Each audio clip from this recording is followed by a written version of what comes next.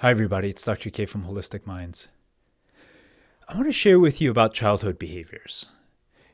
Childhood behaviors and how it impacts all of us. Now, I work with the children who have the most intense behavioral issues, but a lot of what I do is actually completely relevant to the rest of you because all of us have children who at some point in time face behavioral issues. Along with, we want them to have great attention, we want them to be emotionally balanced, we want them to be healthy, we want them to be strong, we want them to be resilient. So this conversation actually is relevant to all of these things, even though what I do is really focused on children who have severe behavioral issues. Now, a lot of this we call normal, right? We say, well, kids just have behavioral issues. Kids just act out. Kids just tantrum. Kids just have these things. They're quick to anchor. This is all normal. What if that is only partially true? What if we call something normal because we don't know what else to call it, and therefore, because we don't know what else to call it, we say, well, it is just how it is. And that is part of what I want to bring to your attention, because don't get me wrong, kids can have behavioral issues, they can have emotions, they can have tantrums, they can act out because they don't know how to articulate what is bothering them. But what if that is only part of the discussion? What if that is 50% or even 60% of the discussion? That means we're missing 40 to 50% of the discussion. And part of what I do is understand what causes children to have intense behavioral issues. We're talking kids that want to throw themselves out of moving cars. My job is to understand why they suffer, but this also has relevance to you because there's so many other things that can be impacting your child. Now, I want to share with you a story about Sarah. This is a real patient of mine, and she came to see me because she wasn't growing well. She was having developmental issues, and as a sidebar, she was having a host of different behavioral issues, quick to anger, irritable, blah, blah, blah. But the main reason why mom came to see me is because she was weak, she was struggling to function. She was in occupational therapy, but every time she would do the occupational therapy, she would literally fall apart after it and wouldn't want to move for hours. And this child was just really, really struggling. And, the part that was really interesting is seeing how it all came together because, early on in 5-6 months of life, this little girl fell to the first percentile of weight and growth. And the pediatrician was just like, well, I guess this is just how it is for her. This is just her. And this is the story. Everything has been like, well, I guess this is just what it is for her. It's normal. Everything is normal. We don't see anything. And what was interesting is no one caught on to the fact that this little girl would regularly gag on food, or it takes her 45 minutes to finish a meal. Why would that impact growth that would impact behavior, right? And when she would have big emotions, well, it's just she has big emotions. This little tiny person has big emotions. And if she gets upset and frustrated easily, well, that's just Sarah. That's just how she is. And if she has tantrums that would sometimes last 20 minutes, well, that's just Sarah. And this has been the story. No one said, well, something is going on causing this little girl to gag. There's something going on that's causing this little girl to be in the first percentile. There's something going on that's causing her to have all of these weird emotions. And, the story went on and on. Mom would try to drop her off at school, and literally she would just lose her mind for 20 or 30 minutes because mom was leaving her. You want to talk about separation anxiety? This child had separation anxiety that would shoot her to the moon. And mom was literally feeling like she was walking on eggshells all the time. And she'd been told that all of this was just normal. This is just normal. This is just how Sarah is. And you know what? If we don't know how to look at these things that happen to children, how can we say, well, there is something going on? Well, if we say there's something going on, we better be able to explain it. And that's the issue. Regular pediatricians are not given the tools to look at all of these things holistically.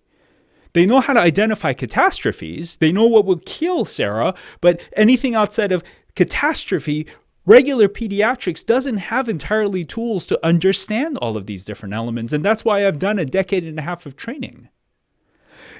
I've done this training because I need to understand what happens to these Sarahs, because I want to help them at a very, very desperate level. Now, what did I see when I was looking at Sarah? Well, what was causing this little 5-year-old to still have trouble going downstairs? Why would she crash after occupational therapy? Why would she tire with every single little thing? She has a metabolic disorder. She can't produce energy efficiently. And if she can't produce energy efficiently, guess what happens to this thing? The most energy intensive organ in the body. This. What else is an energy intensive organ? The adrenal glands are, the liver is. every single organ is in some way impacted by our metabolic functioning. So if her metabolic functioning is off, not only is she physically weak, she's mentally exhausted all the time. Imagine having the flu. Think of what it felt like to have the flu. And having the flu is your everyday experience of life. We don't think about this. 40% of the kids that I check have elevated ammonia. Do you know what elevated ammonia does to your experience of life? You might as well just get run over by a car.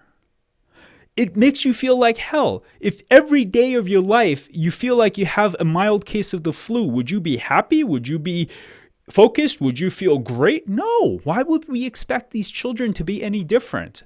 Now, Sarah is an extreme because I want to share this example with you because everyone called everything normal, and it wasn't normal. She also had the thyroid problem. She also had an adrenal problem. This poor little thing lacked the strength to eat because you know what else is a metabolic organ? The mouth, the tongue. What is the tongue? It's a big old muscle. What moves the mouth? Muscles. We would never imagine that this little girl's physical body was somehow impacting her ability to eat. If her muscles are weak, if she tires and gets exhausted easily with any physical action, guess what chewing is? I didn't even think that supplementing her metabolically would have anything to do with her feeding. I've seen it before, but I was hell-bent convinced that this little girl had a tongue tie. I was like, she has a tongue tie. You need to go see this person. You need to go see the CNT. I was like, you need to go. Mom waited a little while. Thank God. She gave this little girl a combination of vitamins that had CoQ10 carnitine, and it was designed by one of the smartest metabolic people in the entire world, as far as I'm concerned. Like, he's created the perfect supplement, and I have no affiliation with them. I get no kickbacks from them. I'm just talking about what I've seen in clinical life. And this guy is actually coming and doing an interview with me because I want to pick his brain for you so you can see his genius. He has literally created the perfect metabolic support. I gave her that and a little bit of extra CoQ10, and 3 weeks later, this little girl is eating. She's eating perfectly fine. She's no longer gagging. It doesn't take her 45 minutes to finish a simple meal. She's actually consuming calories in a normal way, and she's never been able to do that before. Yes, of course, if you can't eat, you won't grow. But no one thought of putting that together. If she's calorically deficient, if she's nutrient deficient, why would I supplement her until her nutrition came up? And what was interesting is the thyroid and adrenal glands were also off. And it's not uncommon for these kids when every single organ system shuts down, the adrenals and thyroid also go haywire. The separation anxiety, the tantrums, the big emotions were actually all hormonal issues because she was so deficient at every level that these two organs also went haywire. And when I added some adrenal and thyroid support, guess what? Those emotions went away. Now, you may think like, this is crazy, this is magic, this is bogus. And you know what? For some of you that want to have those thoughts, you're totally welcome to have them. This is the reality that we see for these kids that we work with, and it's entirely possible, and this is not outside of anyone's reach. What I did for her was not rocket science. I mean, it seems like rocket science. I got very lucky with Sarah.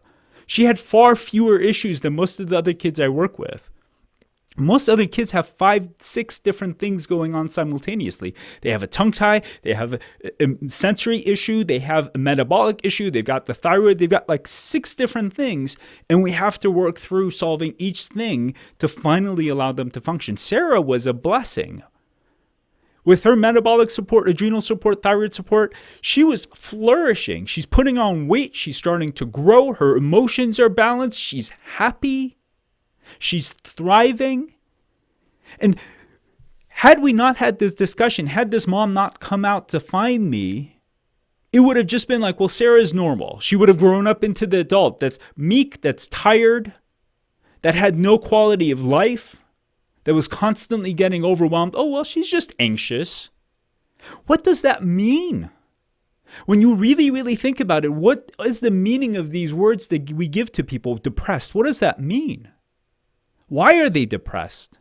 That is what we should be asking. Why does that child tantrum? Why is there such an astronomical rise in autism? Whereas maybe a percentage of those kids are actually kids like Sarah that are just struggling at such a profound level that, no kidding, who would want to connect with others when you feel like you're getting run over every day? If every day of your life was the experience of the flu, would you be connected? Chances are you would look autistic too. We need to start looking at this in a different way and start understanding why the Sarahs of the world are suffering and take actions to help them, because we can. And anyone says that we can't, unfortunately, doesn't understand what is actually going on, because when you bring the right team of people together, and this isn't just a solo act for me, and it shouldn't be a solo act for anyone, because sometimes you need the OT, sometimes you need speech, sometimes you need ENT, sometimes you need people to help you detox, sometimes you need a nutritionist. And when we think about what it means to give a child the rest of their life, because it isn't just about fixing one thing so the kid is a little bit better. I don't take regular ADHD cases because you know what? Those kids get taken care of with just a simple Adderall. I actually stopped seeing regular cases of ADHD because I'm like, you know what? Sorry, it's not worth your effort. To do all of these things for your child to concentrate a little bit better when you can give them a pill.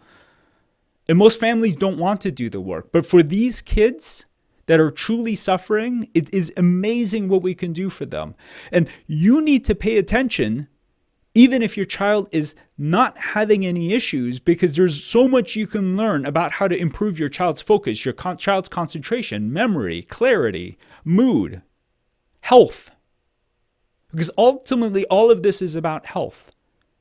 And understanding the human being at a fully holistic level to then understand what are their elements that are causing them to be unhealthy, ultimately impacting this. And that is what I want to share with you.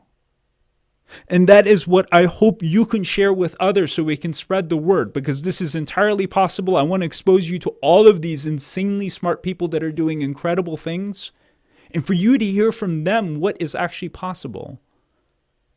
Thank you so much for listening. It's Dr. K from Holistic Minds.